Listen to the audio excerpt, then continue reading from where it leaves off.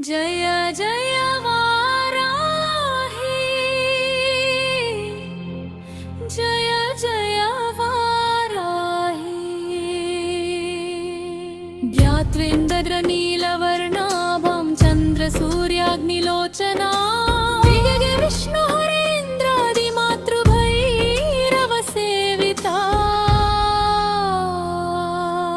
जय जय वाराहि जय जय वाराहि जय जय वाराहि जय जय वाराहि। ఓం నమ శివాయ, శ్రీమాత్రే నమః. జై కాలభైరవాయ. ఈ గుప్త నవరాత్రులు వారాహిదేవి నవరాత్రి. చాలా మందికి వారాహి నవరాత్రులు ఎలా చేసుకోవాలి, వారాహి నవరాత్రులు చేసుకునే విధానం ఏమిటి, దాని యొక్క తత్వం ఏంటి, అసలు వారాహి నవరాత్రులు మనం చేసుకోవచ్చా, ఎవరు చేసుకోవచ్చు ఎవరు చేసుకోకూడదు, అనేక అటువంటి అందరికీ కూడా కొన్ని అనుమానాలు అయితే ఉన్నాయి. అయితే ఈ వారాహి నవరాత్రులు ఎవరైనా సరే చేసుకోవచ్చు చక్కగా. ఈ వారాహి నవరాత్రులు చేసుకునే విధానం కూడా మీకు ఈ వీడియోలో చెప్పడం జరుగుతుంది. ఎవరు కూడా స్కిప్ చేయకుండా చక్కగా చూడండి.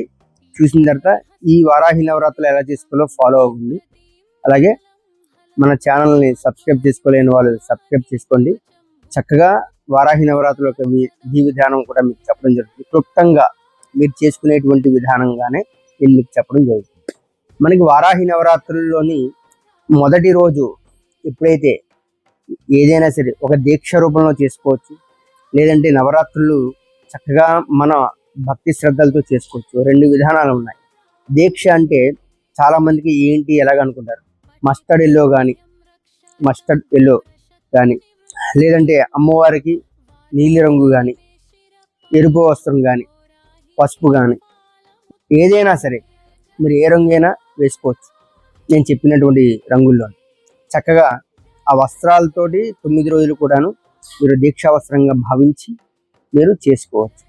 అయితే వారాహి నవరాత్రుల్లో చేసుకునే విధి విధానం ఏంటంటే తెల్లవారుజామున లేవడం, తెల్లవారుజామున లేచి స్నానం గట్ట చేసుకోవడం, ఇంట్లో ఉన్నటువంటి పూజా మందిరం శుభ్రంగా గోమయంతో కానీ లేదంటే చక్కగా పసుపుతో కానీ చక్కగా అలికేసిన తర్వాత వారాహిదేవి అమ్మవారి చిత్రపటాన్ని పెట్టుకోవచ్చు. మొట్టమొదటిసారిగా ఒక పీట వేసుకొని పీట పైన ఎర్రటి వస్త్రం కానీ పసుపు వస్త్రం కానీ పరిచి ఆ వస్త్రం పైన కాస్త బియ్యం వేసి అమ్మవారి యొక్క ప్రతిమని కానీ లేదా చిత్రపటాన్ని కానీ మీరు పెట్టుకోవచ్చు. అమ్మవారికి ఇటుపక్క అటుపక్క 2 దీపాలు పెట్టుకుని తర్వాత ప్రధానంగా చాలా మంది కలశం పెట్టుకోవచ్చు అంటారు. కలశం పెట్టుకోవాలంటే బ్రాహ్మణ చేత చేయించుకోవాలనుకుంటే కనుక మీరు కలశం పెట్టుకోవచ్చు. మీకు మీరుగా చేసుకోవాలన్నప్పుడు కలశం అవసరం లేదు. దీనికి మాత్రం చక్కగా ఒక ముందుని ఆ బియ్యం ముందుని ఒక పళ్ళెం అమర్చుకోవాలి. రోజు కూడా మీరు ఒక రోజంతా కూడా కంద దీపంతో దీపారాధన అనేది చేసుకోవాలి. అయితే కంద దీపం పెట్టుకుంటాం కదా, అందులో ఆవు నెయ్యి వేయాలా, నువ్వు నూనె వేయాలా, లేదా విప్ప నూనె వేయాలా, ఏ నూనె వేయాలని చెప్పేసి చాలా వరకు కూడా చాలా మందికి అనుమానం అయితే ఉంది. అయితే ఇందులో ఆవు నెయ్యి వేసుకోవచ్చు, లేదంటే విప్ప నూనె వేసుకోవచ్చు, లేదంటే నువ్వుల నూనె వేసుకోవచ్చు. ఈ 3 నూనెలో ఏ నూనె అయినా సరే వేసుకోవచ్చు. ఎరుపు రంగు ఒత్తులు కానీ లేదంటే నలుపు రంగు ఒత్తులు కానీ లేదా పసుపు రంగులో తయారు చేసుకున్న ఒత్తులు కానీ మీరు అమ్మవారికి చక్కగా దీపారాధన అనేది చేసుకోవచ్చు. ఆ కంద దుంపకి ఏదైతే ఉందో బొట్లు గడ్డ పెట్టుకుని చక్కగా దీపారాధన చేసుకోవచ్చు. దీపారాధన చేసుకున్న తర్వాత మీరు సంకల్పం తీసుకునేటప్పుడు 5 సార్లు అంటే ఒకసారి నీళ్లు విడిచి, ఒకసారి కేశవాయ స్వాహ, రెండోసారి నారాయణ స్వాహ, మూడోసారి మాధవ స్వాహ, తర్వాత చివరిసారి గోవిందాన్ని చెప్పుకున్న తర్వాత మీరు వారాహిదేవి పూజా విధానం పుస్తకం దొరుకుతుంది. ఆ పూజా విధానం పుస్తకం తీసుకున్నాక మీరు అందులో సంకల్పం ఏదైతే ఉందో ఆ సంకల్పం చెప్పుకుని మీ పేరు గోత్రం అన్నీ చెప్పుకున్న తర్వాత సహకుటుంబస్థ అని చెప్పుకున్న తర్వాత వారాహిదేవి యొక్క మీ పూజ నేను చేస్తున్నాను అని చెప్పి మీరు అమ్మవారికి స్మరించుకొని ఆ పూజను ప్రారంభించాలి. ఒక చెంబుతో నీళ్లు తీసుకుని కలశారాధనగా కలశం గంగే చీమునే చేవ గోదావరి సరస్వతి నర్మదే సింధు కావేరి జలేస్మిన్ సన్నిధిం కురు అనేటువంటి మంత్రాన్ని మీరు చక్కగా పఠించి ఆ కలశంలో ఉన్నటువంటి జలాన్ని ఓంకారం గీసి పూజా ద్రవ్యాలని సంప్రోక్షిస్తుంది. వారాహిదేవి నమో నమః అని చెప్పి ధ్యాయామి అని చెప్పి అక్కడి నుంచి వారాహిదేవి యొక్క పూజని ధ్యానం సమర్పయామి, పాదయోహ పాదం సమర్పయామి, అస్యయోహ అర్ఘ్యం సమర్పయామి. ఈ విధానంగా చెప్పుకుంటూ వెళ్ళిన తర్వాత అమ్మవారికి అభిషేకం లాగా చక్కగా జలంతో ప్రోక్షణం చేసుకోవడం. పంచామృత అయితే పంచామృతాలు, లేదంటే చక్కగా సుగంధ ద్రవ్యాలు వేసుకున్న జలంతో సంప్రోక్షణం చేసుకోవచ్చు.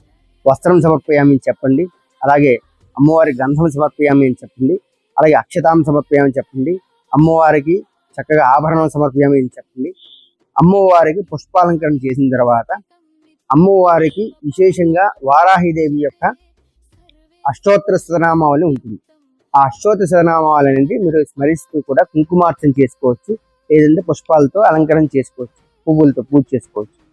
చేసిన తర్వాత ధూపం ఖచ్చితంగా గుగ్గిలంతో వేసినటువంటి ధూపాన్ని సాంబ్రాన్ని వేసాక మీరు అమ్మవారికి చక్కగా మీరు నల్ల మినువుల హల్వా, నల్ల మినువులతో చేసినటువంటి హల్వా కానీ, లేదంటే దానిమ్మ పళ్ళు కానీ, లేదంటే తీపి పొంగలి పాయసం, బెల్లంతో చేసిన తీపి పొంగలి కానీ, లేదంటే పాయసం కానీ, లేదంటే తేనె, చక్కగా తేనె, ఇవి అమ్మవారికి నైవేద్యంగా మీరు సమర్పించుకోవచ్చు. చక్కగా రోజువారీగా కూడాను సమర్పించిన తర్వాత తాంబూలం పెట్టండి. 3 తమలపాకులు 2 చెక్కలు పెట్టి తాంబూలం పెట్టండి. హారతి ఇవ్వండి. హారతి ఇచ్చిన తర్వాత సువర్ణ మంత్ర పుష్పాంజలం సమర్పయామి చెప్పి పుష్పాలు వేయండి. వేసిన తర్వాత చక్కగా అమ్మవారి యొక్క మంత్రం మీకు ఇస్తాను కదా, ఆ మంత్రాన్ని మీరు చక్కగా మీరు మెడిటేషన్ లాగా ధ్యానం చేయండి. ఒక మాల తీసుకోండి. ఆ మాలని ఒక మాల కానీ, లేదంటే 10 మాలలు కానీ మీరు చక్కగా ఓం శ్రీ వారాహిదేవి నమో నమః అని చెప్పి మీకు ఇక్కడ మంత్రం ఇస్తాను. ఐంగ్లో ఐం ఓం నమో వారాహి సహడా స్వాహ అని చెప్పి మంత్రం ఇస్తాను, లేదంటే ఇంకో మంత్రం కూడా ఇస్తాను. ఈ మంత్రంలో ఏ మంత్రమైనా సరే స్మరిస్తూ ఉన్న తర్వాత జప తర్పయామి అని చెప్పేసి అక్కడ అక్షింతలు తీసుకుని అక్షింతలో నీళ్లు విడిచిన తర్వాత చక్కగా అమ్మవారికి పవలింపులాగా పుష్పాంజలి ఇలా పుష్పంతో ఇలాగా చేసుకున్న తర్వాత మీ యొక్క సంకల్పం ఏదైతే ఉందో అమ్మవారికి చెప్పుకోండి. ఇలా చెప్పుకొని ఒక రోజు చెప్తాను, ఒక పొద్దు అనేది భోజనం అనేది ఒక పొద్దు తినండి, ఉల్లిపాయ వెల్లుల్లిపాయ కట్ట లేకుండా ఒక పూట అనేది భిక్షలాగా అన్నమాట. టిఫిన్ తీసుకోండి, 2వ 3వ పూట కూడా టిఫిన్ తీసుకోండి, లేదంటే పాలు పళ్ళు ఏవైనా సరే తీసుకోండి. కానీ నిత్యం అమ్మవారిని స్మరించడం వల్ల సకల శుభాలు కూడా మీ అందరికీ కూడా కలుగుతాయి అన్నమాట. మీకు సింపుల్ గా మీకు ఇది చెప్పేటువంటి వారాహిదేవి నవరాత్రులు ఎలా చేసుకోవాలో చాలా సింపుల్ గా చెప్పడం జరుగుతుంది. ఇది హంగు ఆర్భాటాలతో కాకుండా క్లుప్తంగా మీరు ఇంట్లో చక్కగా భక్తి శ్రద్ధలతో చేసుకునేటువంటి విధానాన్ని నేను మీకు ఈ వీడియో ద్వారా మీకు చెప్పడం జరుగుతుంది. ఇందులో కొంతమంది తప్పులు చెప్తారు, మీరు అలా చెప్తారండి, ఇలా చెప్తారండి, ఇంకోటి చెప్తున్నారండి. ఒక విషయం, సబ్జెక్టు వచ్చిన వాడు ఎలాగైనా చేస్తాడు, కానీ సబ్జెక్టు రాని వాళ్ళు చేయాలనేటువంటి భక్తి గల వాళ్ళు ఎలా చేయాలి, భక్తితో చేయాలి. మీకు అందుకని క్లుప్తంగా ఈ వీడియోలోని మీకు అన్ని విధాలుగా అనుకూలంగా ఉండేలాగా కొంతవరకు నేను మీకు చెప్తున్నాను. ఈ పద్ధతిలో మీరు సింపుల్ గా చేసుకుంటే చాలా బాగుంటుంది. తెల్లవారుజామున ధూపం వేయండి, సాయంకాలం కూడా ధూపం వేయండి. మీరు అన్నం వండినటువంటి అన్నం ఏదైతే ఉందో అంత కప్పులో అన్నమాట, ఒక రాగి కప్పులో కానీ ఇత్తడి కప్పులో కానీ ఇంత కప్పులో వేసి అందులోని నెయ్యి వేసి బెల్లం వేసి లేదా చిన్న పప్పు వేసి మీరు అమ్మవారికి నైవేద్యంగా పెట్టి మధ్యాహ్నం పూట హారతి అనేది ఉంటుంది. ఈ విధంగా వారాహి నవరాత్రులు అనేది మీరు చేసుకోండి. మీ ఇంట్లో సకల శుభాలు కూడా కలుగుతాయి. ఆర్థికంగా ఇబ్బంది ఉన్న వాళ్ళకి ఖచ్చితంగా అమ్మవారి అనుగ్రహం కలుగుతుంది. సంతానం లేని వాళ్ళకి సంతానం కలుగుతుంది. వివాహ దాంపత్యంలో చికాకులు ఉన్న వాళ్ళకి వివాహ దాంపత్య యోగంలో అమ్మవారు మీకు చక్కగా మీకు అన్యోన్యతను ఇస్తారు. చక్కగా మీకు ఉన్నటువంటి శత్రువులు ఎవరైతే ఉన్నారో ఆ శత్రువుల నుంచి ఉపసంహారం చేసుకోవడానికి కూడా ఈ రకంగా ఉంటుంది. మీరు చేసుకోవడం, మీకు కోర్టు వాయిదాలు ఉన్నా, భూ యొక్క సమస్యలు ఉన్నా, ఏ సమస్య ఉన్నా సరే నేను చెప్పిన విధానంగా మీరు క్లుప్తంగా భక్తి శ్రద్ధలతో చేసుకుంటే మీకు అంతా శుభమే జరుగుతుంది, మంచే జరుగుతుంది.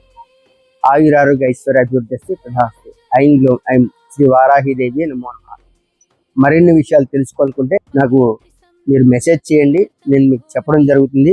నా నెంబర్ కూడా పెడతాను కింద కూడాను, ఆ నెంబర్ మెసేజ్ చేయండి. సబ్స్క్రైబ్ చేసుకోండి. ఎంతో మందికి సులభంగా చేసుకోవడానికి ఈ వీడియో అందరికీ షేర్ చేయండి. ఆయుష్మాన్ భవ. ఆయురారోగ్య ఐశ్వర్యాభివృద్ధి ప్రధాస్తు.